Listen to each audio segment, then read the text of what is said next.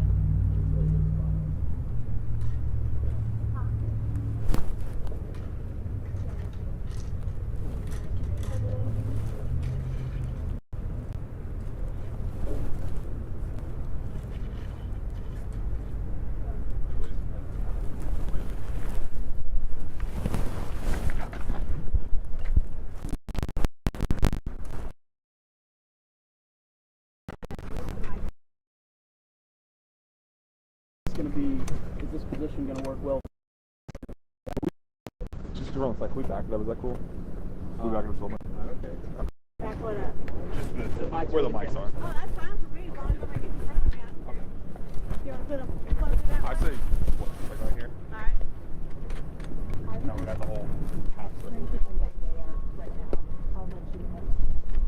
I'm very tripod. I want to make us marry each other. Okay, so we pass through one minute. Huh? You want to set up in a minute?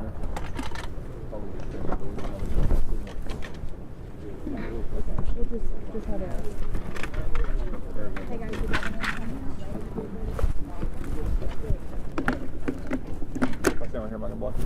No, I'm going to step there. Okay.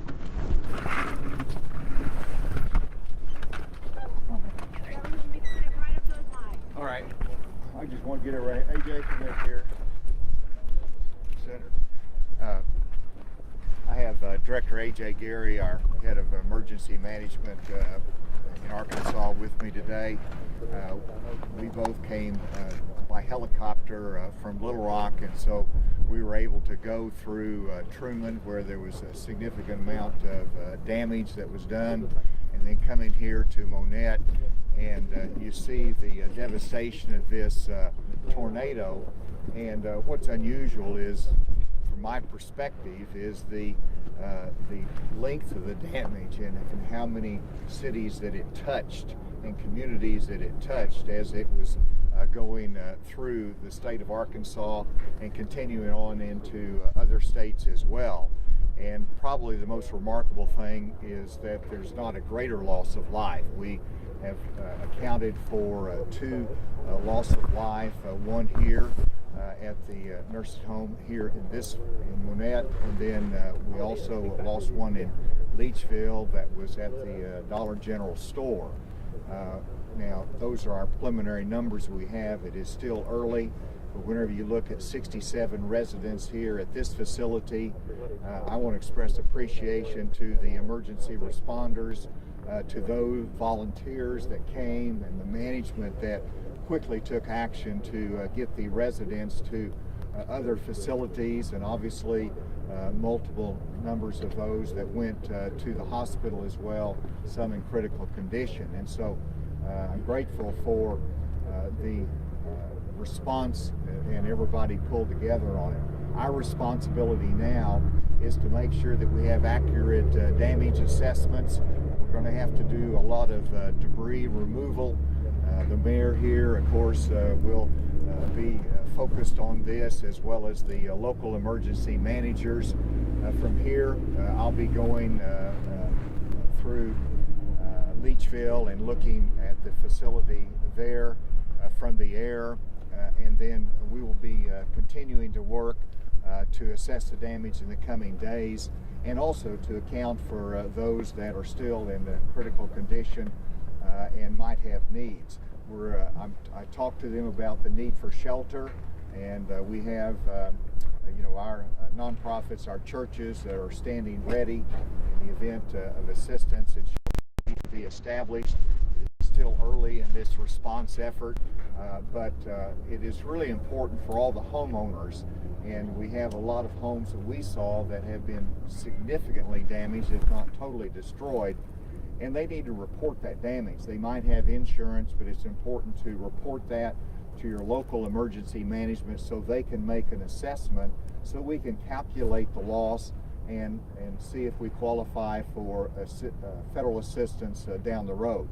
That is an ongoing process that will take weeks to accomplish that. With that, I wanted to ask AJ what you observed from your experience on this. Sure, thank you, Governor. So, Arkansas Division of Emergency Management. Yeah, come on. So the Arkansas Division of Emergency Management, we stood up the Emergency Operations Center last night. Started taking calls, started helping the different counties, cities that were impacted. We will continue that. We'll keep the Emergency Operations Center open until those slow down. We've already got our team working with the local county emergency manager on damage assessments. That's going to be a key thing, so they are already working on that. We've got a few of our area coordinators from around the state that are coming up to help. So that's kind of the big thing, as the governor said, very important that we capture that data. So really encourage those homeowners who have been impacted to contact their local county emergency manager, and let's get the addresses documented so that we can get the damages looked at. Let me add before we turn it open to questions that we did have, I believe it was 15 to 20 minutes warning. The siren did go off, and that in and of itself allowed time for residents to get to a more protective place in the hallways. And so that warning system is always critical, and it's just a reminder that as residents, as citizens, we have to pay attention to that. And again, so grateful to the emergency responders and the volunteers that will be coming out in the communities and helping their neighbors to get through this. And with that, I'll take any questions. Governor, can you talk about what assistance is available right now to people? Well, right now, you call your emergency response team here in the community. Clay, you're here. Where are you, Clay? You're right. So you're our county emergency manager. State. I'm sorry, Area state, coordinator. but the area coordinator here. But you call and ask for any assistance that needed. Secondly, obviously the mayor is here, and so the local community will respond to immediate needs. If there is food, if there's shelter that's needed, those needs will be met from a local standpoint. Secondly, if you're a homeowner and you've got enormous damage, make sure that you keep tabs on the loss so that if there is individual assistance that can be made available, then we have an accurate assessment of that. All of that is important. Right now it is response, it is meeting the immediate needs of the citizens in terms of water, shelter, and the local community is doing a good job in regards to that. Do you know yet if it's going to be declared an disaster zone and seeking federal aid? The answer is today I did declare an emergency in Arkansas so that we can provide emergency assistance. We have 20,000 without power in Arkansas. They're working very hard to get that power back on, but the emergency declaration was important for that assistance. And then obviously one of the reasons that I came here today was to make an assessment through the air, to see it personally so that we can start evaluation to see if we can meet the state threshold, which I'm confident we will. I have declared an emergency and we will meet that threshold. We'll see if we meet the damage assessments that needed for federal assistance. But I have declared an emergency today. I know it's locally declared in 4 counties in northeast Arkansas, and we'll continue to assess it as to whether that should be expanded. Governor, you have a lot of stats to make today, a lot of territory to cover. Why was the nursing home here an important one for you tonight? Well, because I knew that it was totally demolished. I knew that we had a loss of life, and concerned about making sure that the residents have the places they need to go and are properly cared for. Obviously, the owners, the manager here has taken those steps that are necessary, but this is sort of the center point of the damage. Obviously, Leachville and many other cities damaged as well. But I thought it was important to be here in Monette, sort of the center point, and where we had a significant amount of property damage and loss of life. Thank you, sir. Governor, we're hearing words like catastrophic. Can you describe to me the damage that you saw inside the nursing home?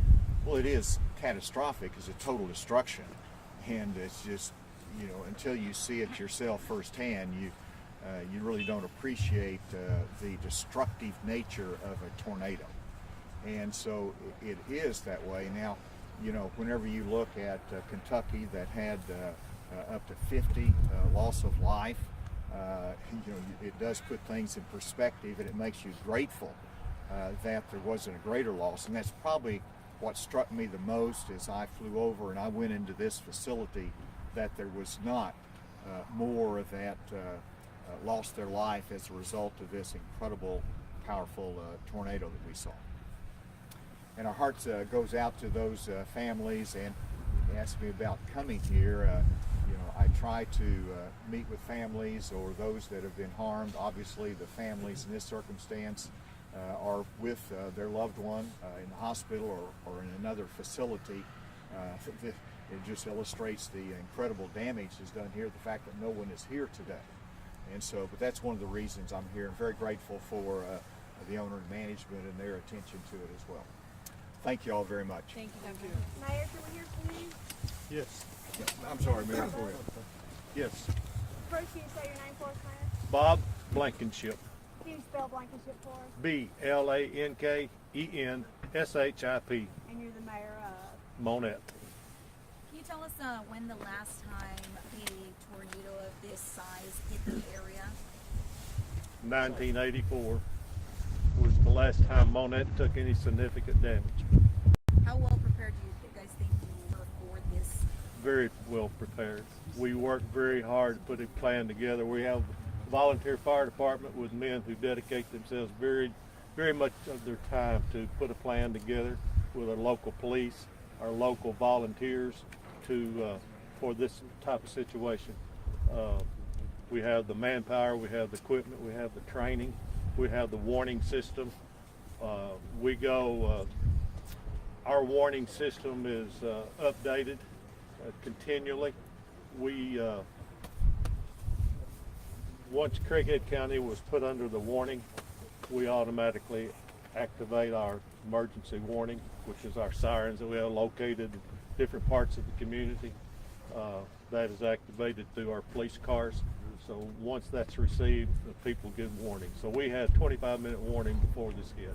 Talk about your feelings today, now that you can see all this damage in the daylight. I mean, the nursing home destroyed, the neighborhood behind us is in pretty bad shape. Being from a small community, raised in a small community, and knowing the staff that works here, the ownership, the patients are here, some are family, some are friends, and to see what they've had to go through, knowing the health conditions of some that they could not do anything, but just they're at the mercy of the staff and God above to what happens. It breaks my heart to see that, and to see the community, to see how people have rallied together. Last night, as soon as this happened, they came from all over this community, surrounding towns came, and just to see those men and women working, the nurses, the doctors that came, the emergency staff that went in to move debris, to get the patients out. It just makes you feel good to be part of Northeast Arkansas, be part of America, I guess you would say. Thank you. Thank you. Thank you all.